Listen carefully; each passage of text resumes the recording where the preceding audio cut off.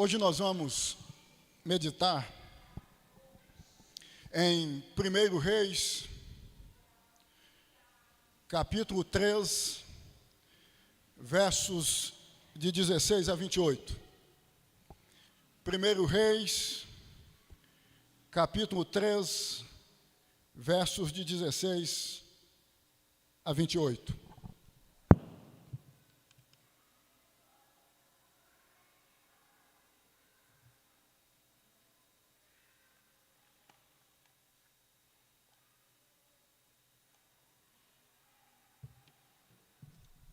Amém, irmãos e irmãs? Assim diz a palavra de Deus. Então vieram duas prostitutas ao rei e se puseram perante ele. Disse-lhe uma das mulheres: Ah, senhor meu, eu e esta mulher moramos na mesma casa, onde dei à luz um filho. No terceiro dia depois do meu parto, também esta mulher teve um filho. Estávamos juntas. Nenhuma outra pessoa se achava conosco na casa. Somente nós ambas estávamos ali. De noite morreu o filho desta mulher, porquanto se deitara sobre ele. Levantou-se à meia-noite, e enquanto dormia a tua serva, tirou-me a meu filho do meu lado, e o deitou nos seus braços, e a seu filho morto deitou-o nos meus. Levantando-me de madrugada para dar de mamar meu filho, eis que estava morto. Mas reparando nele pela manhã, eis que não era o filho que eu dera à luz. Então disse a outra mulher: Não, mas o vivo é meu filho, o teu é o morto. Porém esta disse: Não, o morto é teu filho, o meu é o vivo. Assim falaram perante o rei. Então disse o rei: Esta diz: Este que vive é meu filho, e teu filho é o morto. E esta outra diz: Não, o morto é teu filho, e o meu filho é o vivo. Disse mais o rei: Trazei-me uma espada. Trouxeram uma espada diante do rei. Disse o rei: Divide em duas partes o menino vivo, e dai metade a uma e metade a outra. Então a mulher cujo filho era o vivo falou ao rei, porque o amor materno se aguçou por seu filho, e disse: Ah, senhor meu, dai-lhe um menino vivo, e por modo nenhum mateis. Porém a outra dizia: Nem meu, nem teu, seja dividido. Então respondeu o rei: Dai a primeiro um menino vivo, não o mateis, porque esta é sua mãe. Todo Israel ouviu a sentença que o rei havia proferido, e todos tiveram profundo respeito ao rei, porque viram que havia nele a sabedoria de Deus para fazer justiça. O tema que vou partilhar com vocês nesta noite, meus irmãos e minhas irmãs, é amor de mãe, amor abnegado, ou mãe, amor abnegado. Amor que se doa, amor que se sacrifica em prol dos seus. Deus amado, Deus santo, nós te bendizemos pelo privilégio que temos de estarmos reunidos nesta noite, com o propósito único de ouvirmos a tua voz. Deste modo pedimos que tu venhas em o nome de Jesus falar conosco, que nós possamos sair daqui cheios da palavra do Senhor, ensinados, exortados, alertados por meio desta. Que assim seja, meu Deus, em nome de Jesus. Amém. Mãe, amor abnegado. Amor que se sacrifica, que se doa em prol dos seus.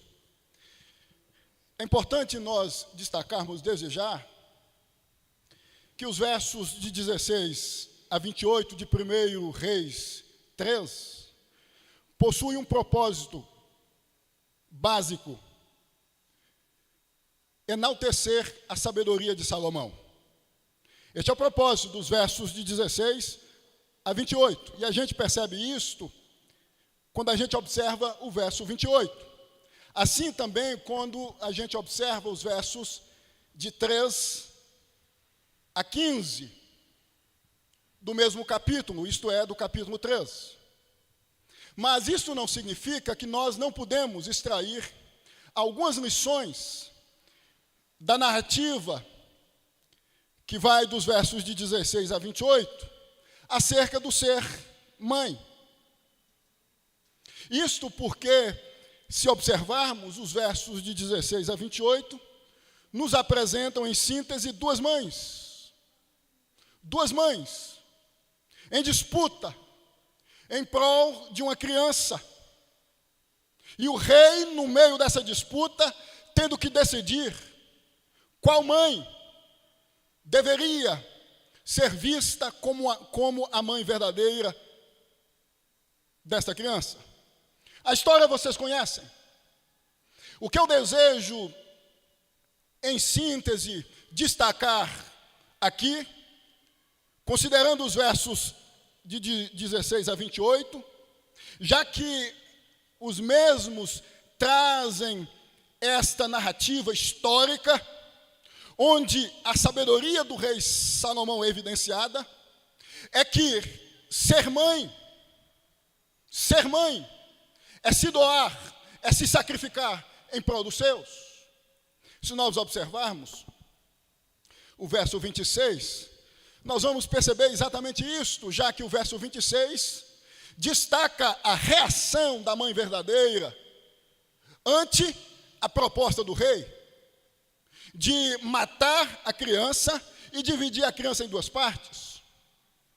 Eu acabei de dizer aqui que o texto nos apresenta duas mães disputando uma criança.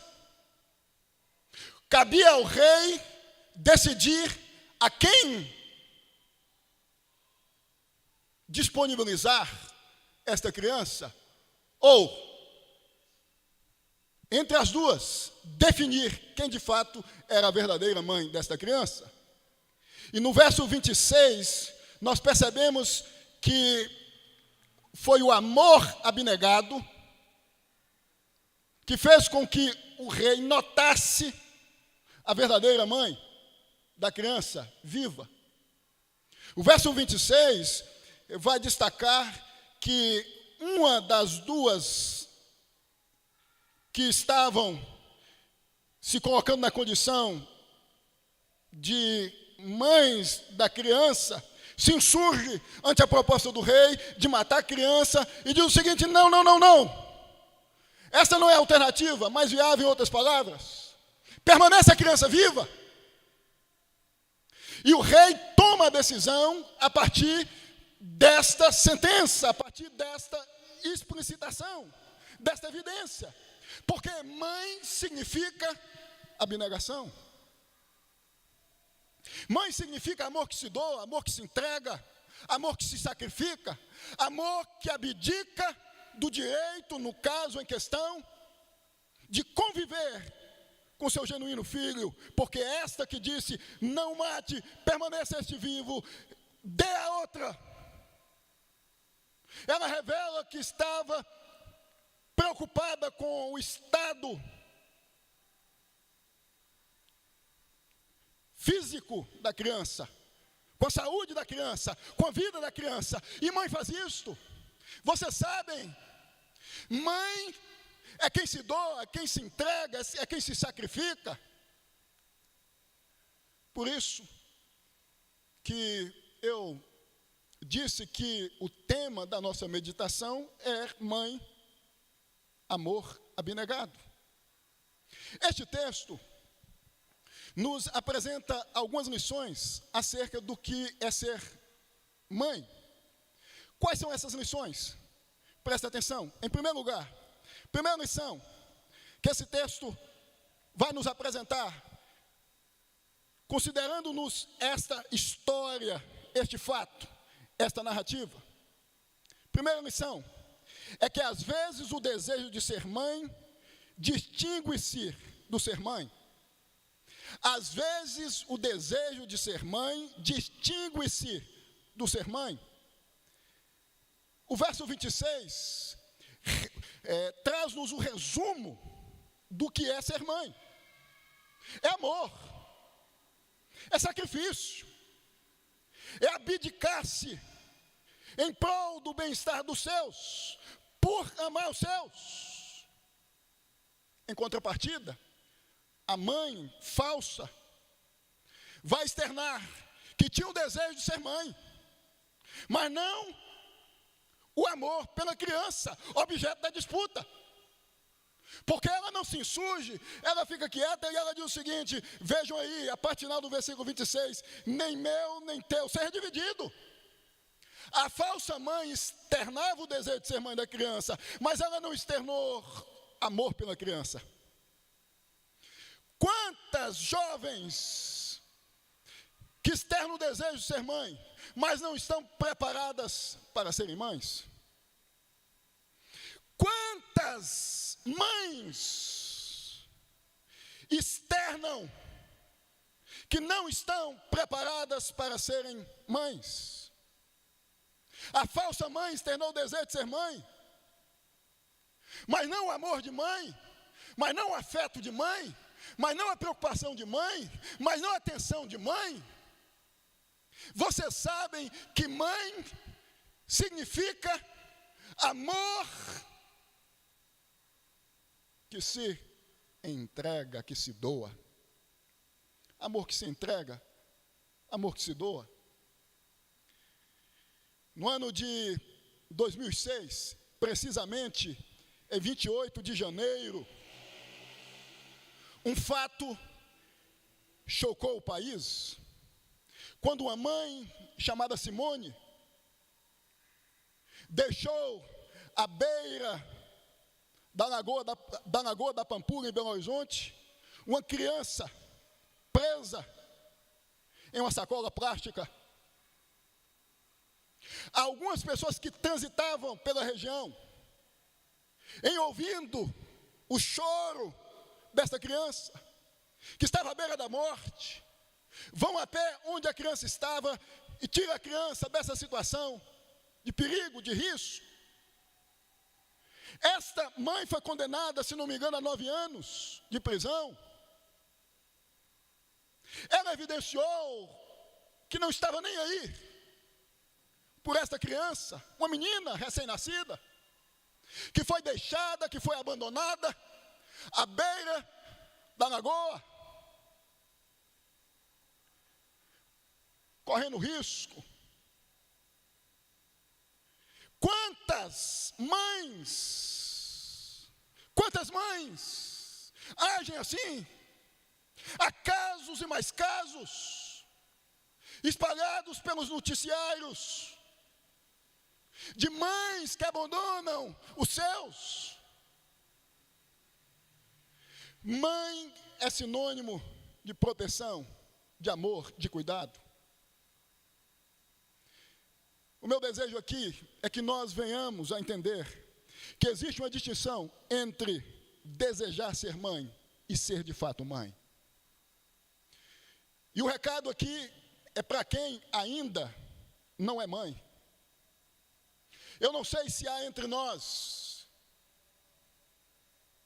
alguém que se encontra nessa condição e que vive externando o desejo de ser mãe. Lembre-se, o desejo de ser mãe distingue-se do ser mãe, de fato, no dia a dia, na prática. Quantas jovens eu conheço, que talvez vocês também conheçam,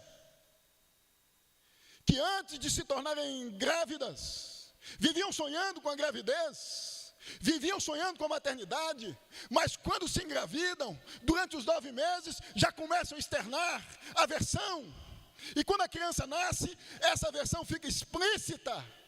Não dão conta, entregam os seus filhos a babás. Quantas mães que não estão sendo mães de fato, de verdade. Nós temos que entender que o desejo de ser mãe distingue-se do ser mãe. Mãe ou ser mãe é mais do que desejar ser mãe. É preciso que nós venhamos inculcar na cabeça das nossas jovens, inculcar na cabeça de quem já é mãe, que existe uma distinção entre ser mãe e desejar ser mãe. Existem mães que deixam seus filhos em creches, só porque não suportam o ser criança em uma criança. Quantos relatos de mães que não têm paciência para cuidar dos seus filhos, mães que abandonam, mães que deixam com os avós. Antes o desejo era explicitado, a vontade era explicitada, mas quando a criança nasce, quando a criança começa a correr, nós acabamos de ver uma cena aqui de algumas crianças soltas. É preciso ter paciência, é preciso ter cuidado, há uma responsabilidade enorme sobre essa função estupenda, magnífica, essa dádiva divina de ser mãe. Desejar ser mãe não é o mesmo que ser mãe. A segunda lição que esse texto nos ensina,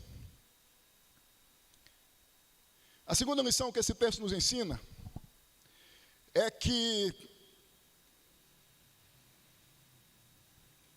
deixa eu me achar aqui,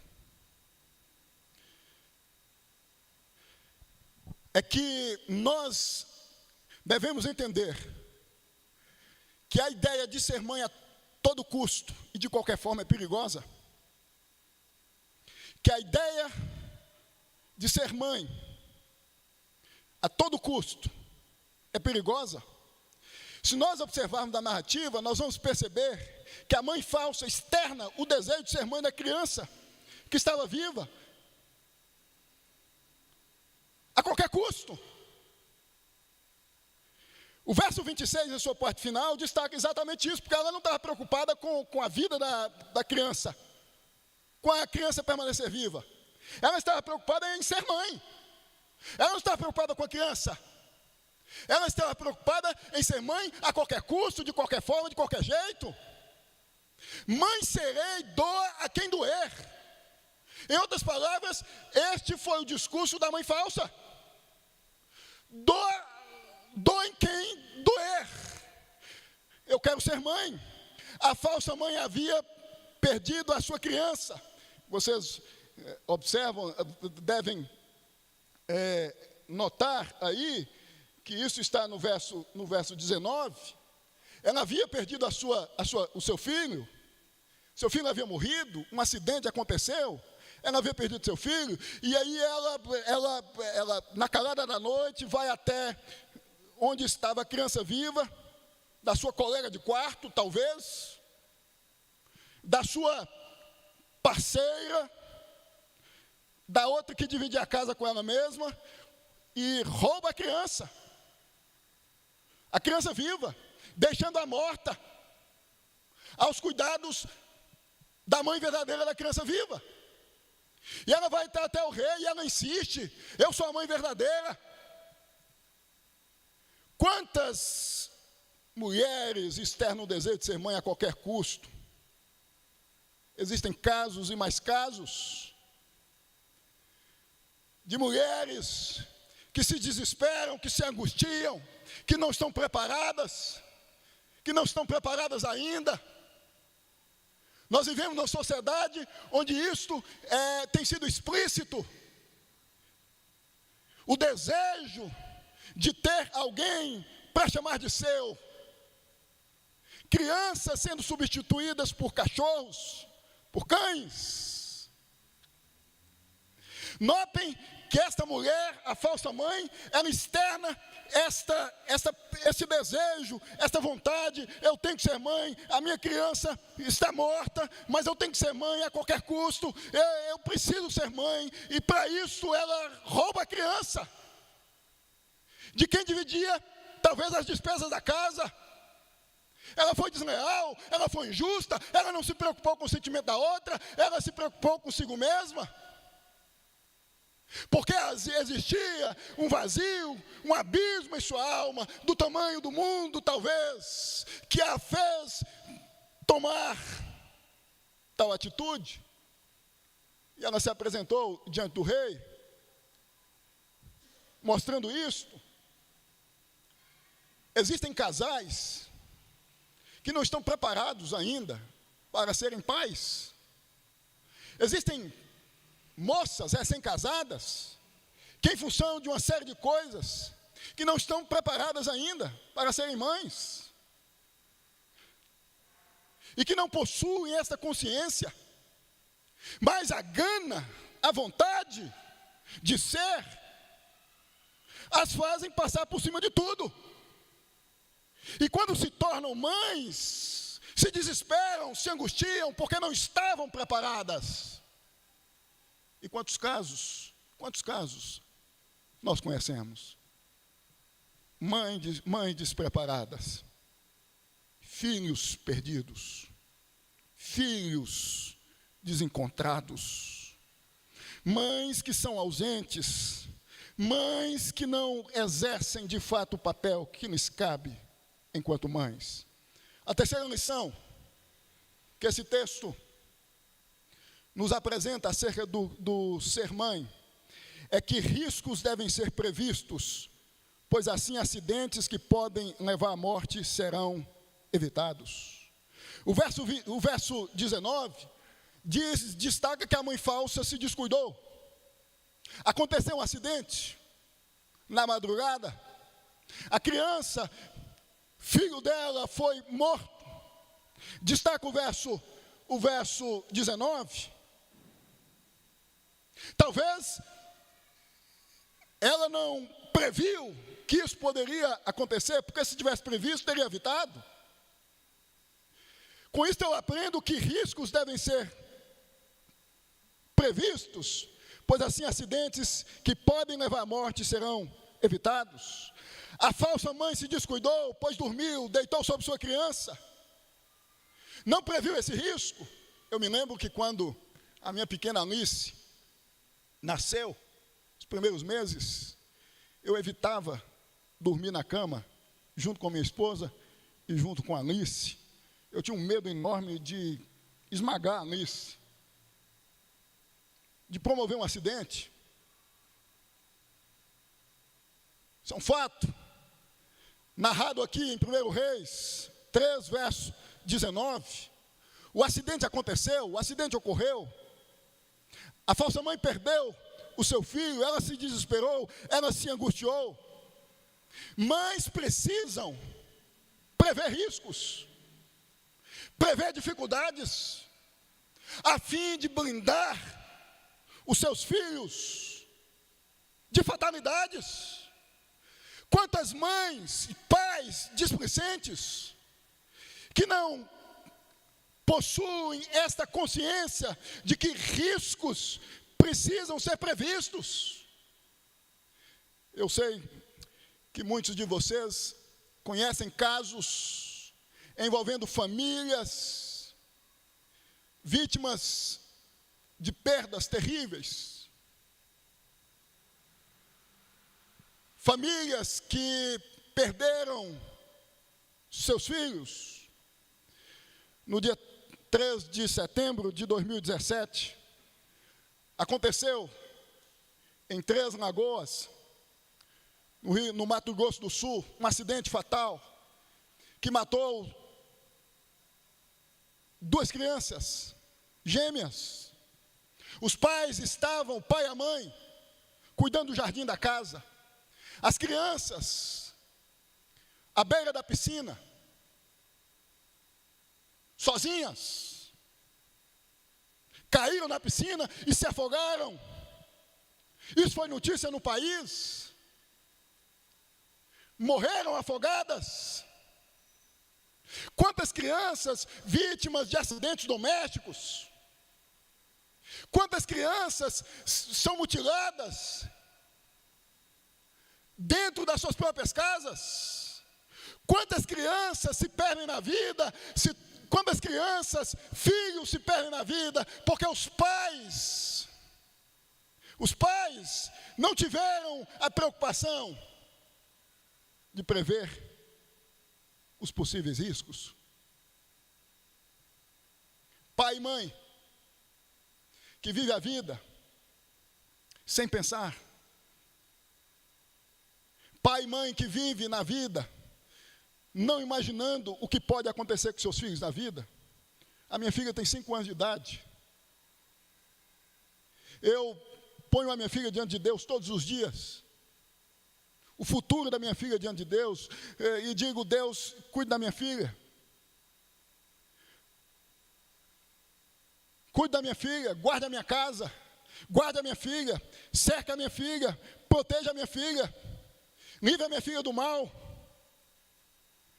Irmão, nós precisamos discutir essas questões enquanto pais. Nós precisamos entender que nós vivemos em um contexto social movediço. Crianças, adolescentes, jovens estão aí sendo vítimas de filosofias, de estratégias malignas. YouTube, internet e tantas outras coisas. Há casos de suicídios entre adolescentes promovidos por jogos disponibilizados na internet. Então nós precisamos entender que há necessidade de prevermos possíveis riscos que podem levar a fatalidades. Quantos de vocês pensam onde seus filhos estão, com quem seus filhos conversam, com quem seus filhos andam? Quantos de vocês dedicam tempo para avaliar a vida dos seus filhos, para ver o que seus filhos andam vendo no telefone, andam vendo no computador, na televisão, para ver o que seus filhos andam fazendo na escola? Talvez esses estão à beira de um precipício. Talvez lá na escola o contato é com um traficante. Talvez lá na escola o contrato é com alguém que esteja planejando, maquinando mal contra seus filhos. A gente não sabe. A gente vive num mundo onde nós precisamos considerar tais coisas. Há casos e mais casos chocantes, como o caso que aconteceu aqui no interior de São Paulo, em Suzano. 2 adolescentes invadiram a escola, vocês conhecem a história, matando vários jovens e adultos. Recentemente eu ouvi em um noticiário um caso em que algumas escolas de São Paulo estavam sendo ameaçadas de um ataque terrorista, como que aconteceu em Suzano. Irmãos, é preciso, pais e mães, é preciso que nós tenhamos a consciência de que na condição de responsáveis pelos nossos, precisamos prever potenciais riscos, a fim de evitarmos fatalidades. Uma fatalidade aconteceu na casa dessas 2 mães.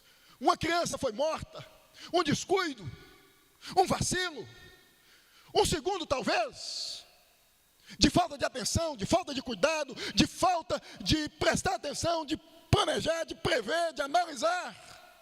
Eu conheço a história de uma mãe que perdeu a sua filha aos 7 anos de idade, no terreiro, no quintal da sua própria casa. Quando a sua filha brincava em um recipiente com uma quantidade significativa de água, a criança se escorregou, caiu dentro do recipiente e morreu afogada.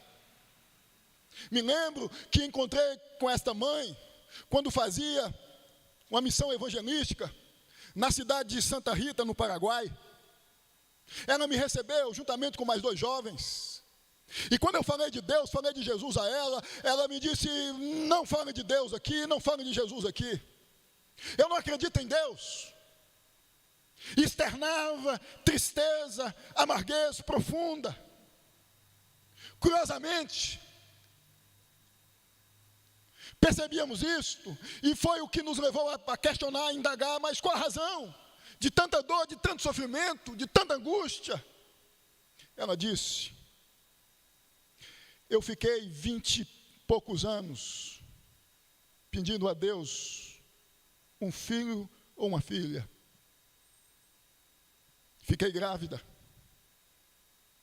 Mas com 7 anos de vida, desta bênção, eu a perdi no quintal da minha casa. Todos os dias eu pedi a Deus que cuidasse deste presente. Mas ela se foi. Notem que ela havia externado um sentimento contra Deus, culpando Deus. E eu tive o cuidado de mostrar para ela que isso acontece. As fatalidades acontecem. Os acidentes acontecem. Nós somos responsáveis, há responsabilidade humana. Nós, na condição de pais, quantos pais frustrados, quantos pais magoados, quantos pais chateados, quantos pais entristecidos, porque perderam um dos seus filhos, alguém que amava. Irmãos e irmãs, nós precisamos ter a consciência que riscos precisam ser previstos, a fim de evitarmos fatalidades em nossa casa. Quarto ponto, ou quarta lição, que esse texto nos ensina, é que a perda de um filho não pode ser substituída por outro filho que não seja o nosso. Notem que a mãe falsa tentou substituir o seu filho morto pelo filho da outra. Quantas mães e quantos pais nós conhecemos que veem no filho dos outros quando perdem os seus? Avós. Quantas mães que não conseguem lidar com a dor da perda, com a dor da ausência, e tentam substituir, e tentam lidar com isso, promovendo substituições, elegendo pessoas para substituírem esse vazio. A falsa mãe, de acordo com a narrativa do texto, não aceitou a perda do seu filho, não admitiu a perda do seu filho e viu o seu filho no filho da outra. E ela então age com a finalidade de colocar o filho da outra no lugar do seu. Eu conheci uma mãe, quando fui orientador social, da assistência social do meu município, da cidade, melhor dizendo, onde os meus pais ainda residem, que havia perdido o seu filho há mais de 15 anos e não havia se conformado. Ela vivia depressiva, angustiada, tentou substituir, tentou colocar outra pessoa no lugar do seu filho, mas ninguém era digno, ninguém conseguia substituir. Ela vivia num estado de amargura, de angústia, de dor. Um dia eu fui chamado com a finalidade de conversar com ela. E marcamos uma conversa em uma tarde. E naquele dia, eu só a ouvia. E ela me dizia: o meu único bem, a coisa que eu mais amava, eu perdi. Eu não consigo lidar com a ausência, com a perda. Ela desmaiava, acidentes e mais acidentes haviam acontecido. Entre tantos, um que a fez perder boa parte do seu rosto, da sua face, porque ela, fazendo a comida, desmaiou,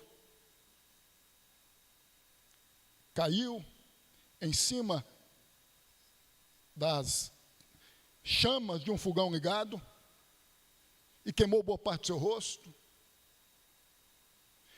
Sofrimento, angústia.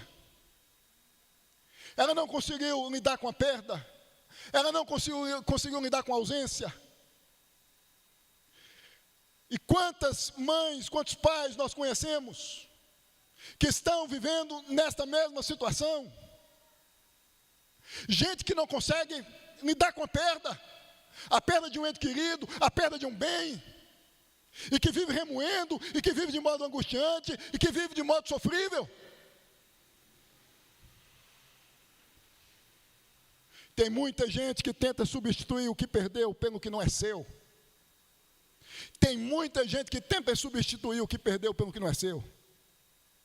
Eu conheço inúmeras pessoas que vivem nesta condição. Gente que vive em função do que é do outro, do que não lhe pertence, do que não é seu. Essa falsa mãe desejava tornar-se mãe de um filho que não era dela, que não lhe pertencia. Quantas pessoas vivem nesta condição, e a gente podia trazer esta realidade para tantas coisas que fazem parte da nossa vida. Tem muita gente que tenta viver em função do que não é seu, do que não lhe pertence.